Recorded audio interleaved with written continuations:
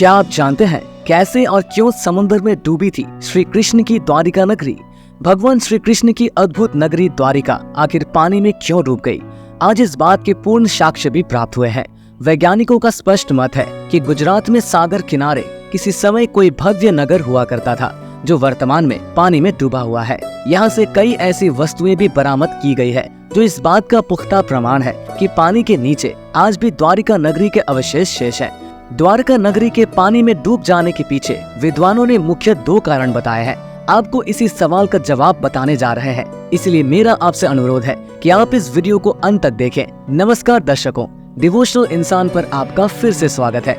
गांधारी का भगवान श्री कृष्ण को दिया हुआ श्राप। जब महाभारत का युद्ध समाप्त हो गया और भगवान श्री कृष्ण पांडवों के साथ हस्तिनापुर की ओर प्रस्थान करने लगे, तब संजय ने गांधारी को बताया कि पांडु पुत्र हस्तिनापुर की ओर आ रहे हैं। जब संजय ने ये बताया कि पांडु पुत्रों के साथ में कृष्ण भी हस्तिनापुर आ रहे हैं, तब गांधारी गुस्से से तिलमिला उठी, क्योंकि गांधारी का मानना था कि महाभारत का युद्ध केवल श्री कृष्ण की वजह से हुआ है, जिसमें उनके संपूर्ण कुल का नाश हो चुका है।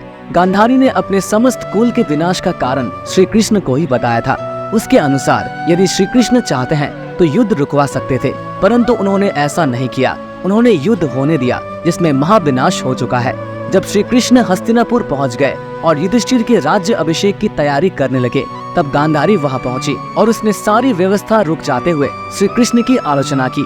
उसी क्षण रोते हुए गांधारी ने श्री कृष्ण को श्राप दिया कि जिस प्रकार से मेरे कुल के सभी मेरे पुत्र आपस में युद्ध करते हुए मारे गए और मेरे कुल का नाश हो गया, उसी प्रकार से हे ग्वाले, तुम्हारे कुल का भी नाश हो जाएगा। तुम्हारी नगरी नष्ट हो जाएगी और तुम स्वयं जंगल में किसी शिकारी के हाथों मारे जाओगे।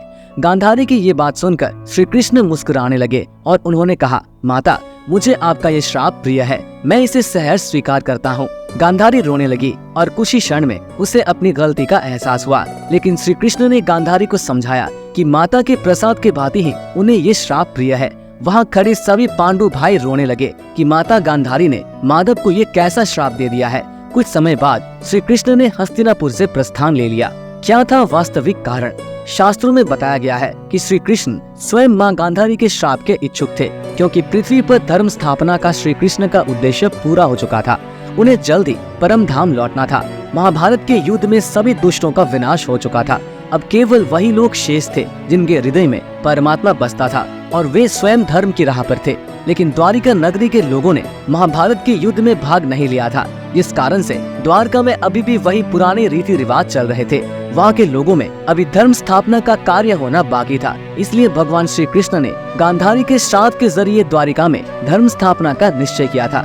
एक अन्य कारण ये भी था कि जब एक दिन द्वारका नगरी में कुछ संत जन भ्रमण पर निकले थे, तो वहीं पर श्री कृष्ण का एक पुत्र अपने कुछ मित्रों के साथ अटखेलियां कर रहा था। उसने अपने मित्रों संग मिलकर ऋषियों के साथ मजाक करने की सोची। उसने स्त्री का वेश धारण कर लिया और अपने मित्रों के संग ऋषि के सामने जा प्रकट हुआ। उसने ऋषि से कहा, मुनिवर, मुझे बताइए मेरे गर्भ से क्या उत्पन्न होगा। ऋषि ने पाया कि ये युवक उनके साथ उपहास कर रहा है। ऋषि ने उससे कहा कि तुम्हारे गर्भ से एक ऐसा मुंसल उत्पन्न होगा जो तुम्हारे समस्त कुल का नाश कर देगा। ऋषि की बात सुनकर तुरंत ही उसने क्षमा मांगी, परंतु फिर क्या लाभ? कुछ ही समय में ऐसा हुआ भी। श्री कृष्ण के पुत्र के गर्भ से एक लोहे का मुंसल उत्पन्न हुआ जो थोड़े समय में अदृश्य हो गया। इसके पश्चात कुछ ही समय में गांधारी के श्राप का असर द्वारका नगरी पर दिखने लगा था। द्वारिका में आए दिन अनहोनी घटनाएं घटनी प्रारंभ हो चुकी थी। चूहों की संख्या इतनी ज्यादा बढ़ चुकी थी कि लोगों का जीना मुश्किल हो गया था। लोगों में आपसी द्वेष और झगड़े बढ़ चुके थे। द्वारका वासी तामसिक क्रियाओं में लीन रहने लगे थे। तत्पश्चात भगवान श्री कृष्ण ने अर्जुन को संदेश भिजवाया कि वो उसके नगर के कुछ लोगों को किसी सुरक्षित स्थान पर पहुंचा दे। अर्जुन श्री कृष्ण के निमंत्रण पर जल्दी ही द्वारिका पहुंचे। तब तक द्वारका वासियों ने आपस में लड़ कर आधे कुटुंब का नाश कर दिया था। श्री कृष्ण के बेटे प्रद्युम्न की भी मृत्यु हो चुकी थी। भगवान बलराम ने भी अपने प्राण त्याग दिए और श्री कृष्ण किसी वन में जा बैठे, जहाँ पर एक शिकारी के तीर से उन्होंने भी अपनी देह त्याग दी।